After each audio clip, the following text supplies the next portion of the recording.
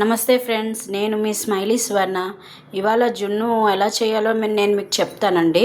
ఒక 3-4 డేస్ జున్ను పాలు అయితే కనుక అంటే ఆ గేదె కానీ ఆవు కానీ ఈనిన తర్వాత 3-4 డేస్ తర్వాత జున్ను పాలు అయితే కనుక హాఫ్ లీటర్కి హాఫ్ లీటర్ మామూలు పాలండి, పచ్చిపాలు కలపాలి. హాఫ్ లీటర్ జున్ను పాలకి హాఫ్ లీటర్ పచ్చిపాలు కలపాలి. పచ్చిపాలు కలిపిన తర్వాత మనం అందులో మిరియాల పొడి యాలక్ పొడి మిక్సీ చేసుకుని ఇలా వేసుకోవాలన్నమాట. ఇదిగోండి, నేను అలా అయితే వేసుకున్నాను. నేనైతే కుక్కర్లో చేసుకుందాం అనుకుంటున్నాను. అలాగే బయట చేసుకున్న వాళ్ళు బయట కూడా చేసుకోవచ్చు. ఇది హాఫ్ లీటర్ పాలండి, జున్ను పాలు. సో నేను హాఫ్ లీటర్ కలుపుకున్నాను అనమాట. హాఫ్ లీటర్ ప్యాకెట్ పాలు కలుపుకున్నాక ఇలా వచ్చిందండి ఆ మిశ్రమం. మీకు చూపిస్తున్నాను. దాంట్లో షుగర్ హాఫ్ లీటర్ పాలకి ఒక పావు కప్పు షుగర్ అండి. అలాగ నేను 2 పావులు షుగర్ వేసాను.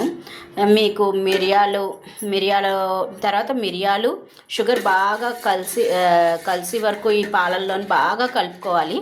తర్వాత నేను మిరియాల పొడి యాలకుల పొడి కొంచెం షుగర్ వేసి మిక్సీ చేసుకున్నానండి. మిక్సీ చేసుకుని ఇందులో వేసుకుని ఇలా కలుపుకున్నాను. కొంచెం కచ్చాబచ్చాగా చేసుకున్నాను. సో ఆ ఫ్లేవర్ అన్నది తింటూ ఉంటే తెలియాలని, మిరియాలు ఆ ఘాటు అన్నది తెలుస్తుందని నేను కొంచెం కచ్చాపచ్చాగా చేసుకున్నాను. ఒకవేళ మీకు అది తెలియక్కర్లేదు అంటే దీన్ని మీరు జల్లెల్లో వేసి జస్ట్ అలాగా జల్లించి కూడా పౌడర్ వేసుకోవచ్చు. కానీ నాకు తెలియాలని వేసుకున్నాను. ఇది ఇలా బాగా షుగర్ అన్నది ఫుల్గా కలిసిపోవాలి, అంటే పాలల్లోని బాగా కలిసిపోవాలండి.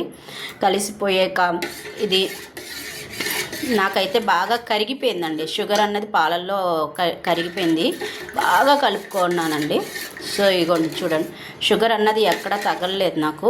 సో ఇది కరిగిపోయాక కుక్కర్లోని అడుగున స్టాండ్ ఉంటుంది కదా, హీట్ స్టాండ్స్ ఉంటాయి కదండి, వేడి పదార్థాలు పెట్టుకుంటాం టేబుల్ మీద. ఆ కింద స్టాండ్స్ ఉంటాయి కదా, ఆ స్టాండ్ పెట్టి నీళ్ళు పోసుకుని ఇగో ఇలా గిన్నెలో పోసుకున్నానండి. పాలు పోసుకుని ఇది స్టవ్ మీద మన హైలోనే మామూలు ఫ్లేమ్లోనే పెట్టి నేను వెలిగిస్తున్నాను. చూడండి, స్టవ్ వెలిగిస్తున్నాను.